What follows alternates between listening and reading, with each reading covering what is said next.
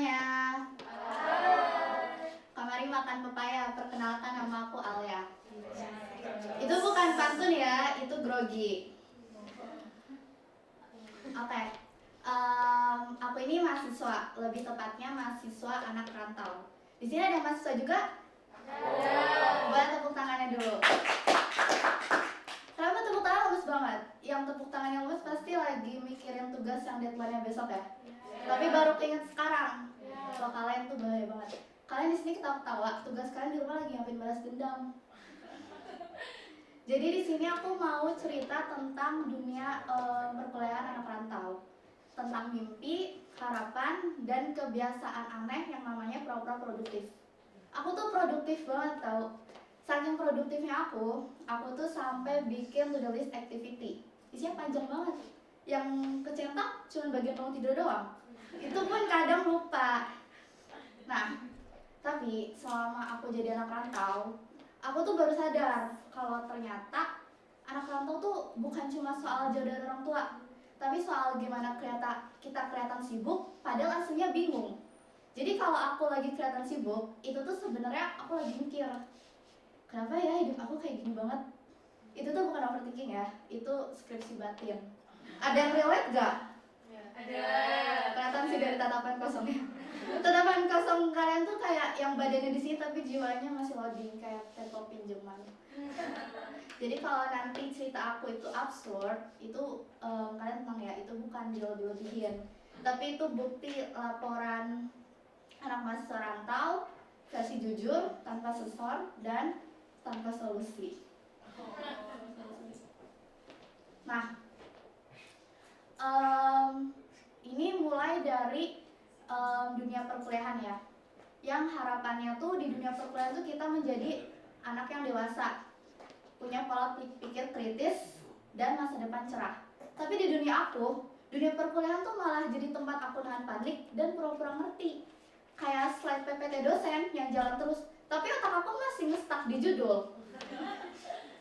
Ada nih satu cerita. Jadi waktu itu posisinya aku lagi kelas, dosen tuh lagi semangat banget nih ngasih materi, kayak abis minum kopi 3 gelas. Terus dia bilang kayak gini, mahasiswa itu harus kritis. Aku duduk kan sambil ngangguk-ngangguk, sok paham, sok intelek gitu. Padahal dalam hati bilang gini, aku kritis kok pak, kritis keuangan. Di sini ada yang lagi kritis keuangan juga nggak? Sama-sama kita sama ya.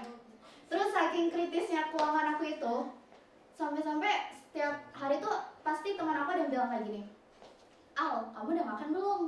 Aku sebagai anak kos jawabannya panjang, udah, tapi cuma roti. Tapi rotinya cuma 1, terus satunya juga aku bagi 2, habis itu setengahnya jatuh. Jadi ya belum, itu bukan diet ya, itu manajemen krisis. Jadi bener-bener di hidup aku tuh yang utuh tuh cuma rasa lapar dan harapan palsu doang. Harapan palsu tuh kayak wifi kos, ada namanya, ada passwordnya. Tapi pas disambungin, yang connect cuma rumusnya doang. Jadi ya nggak ada fungsinya. Dulu versus sekarang. Dulu versus sekarang itu aku ini tentang tugas ya. Jadi kalau aku di rumah itu dulu ngerjain tugas sambil makan buah. Ada jeruk, ada apel, ada pepaya. Di kos boro-boro makan buah. Tugas aja tuh dikerjain sambil mikir, ini matkul apa sih? Kenapa kayak nyerang harga diri banget? Kalian pernah gak sih ngerasa tugas kuliah tuh kayak personal banget ke kalian? Kayak tugasnya tuh dendam gitu ke kalian. Sampai-sampai ya, kalau tugasnya susah tuh aku buka laptop cuma buat ditutup lagi. Dan aku tuh sama laptop sekarang jadi saling ngerti. Dia lemot, aku juga lebih lemot. Ada yang sama nggak? Kita satu server. Nah, yang paling rese ini nih, pagi-pagi setiap mau ke kelas, dosen bilangnya masuk jam 7 pagi. Aku bangunnya jam 7 lewat kehidupan. Bayangin aja, alarm bunyi jam 6, aku matiin jam 6 lewat niat hidup.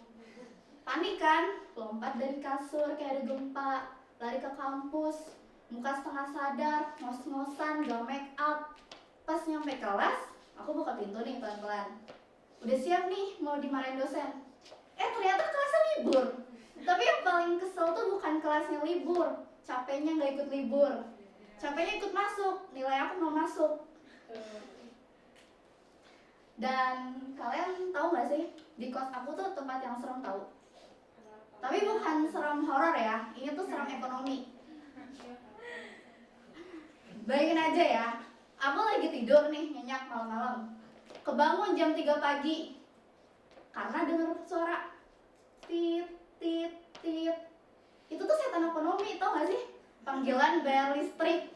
Stres banget, saking stresnya aku tuh sampai-sampai ya kalau ada pun hantu lewat di depan kamar kos aku, pasti dia bilang kayak gini, gila Al, aku aja nggak sanggup tinggal di sini, hantunya pindah kos, akunya bertahan. Nah, terus katanya ya, anak rantau itu pintar banget ngatur uang, jago lah. Dan itu ternyata bener loh, aku jago banget ngatur uang karena uangnya nggak ada, jadi gampang ngaturnya.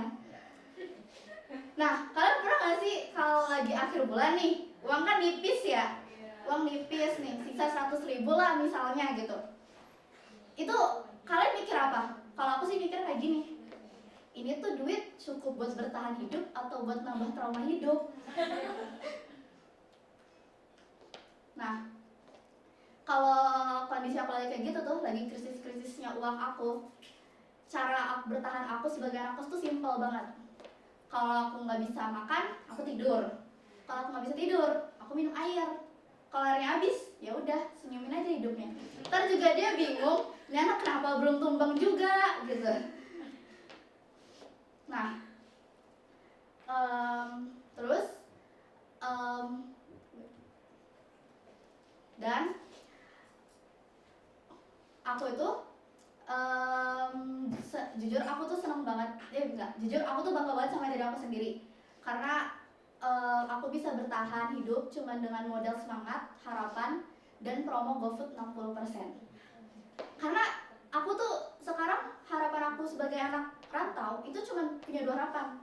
Pertama, kuliah cepet selesai, dan promo GoFood gak pernah hilang. Ya kenapa kayak gitu ya, karena sekarang tuh 3 hal yang sering ngechat aku tuh cuma Shopee Pay Later, debt collector, cost, sama promo GoFood 60%. Tapi aku tuh cuman kecintaan cuma itu sama satu itu doang, diskon GoFood 60%. Enggak salah.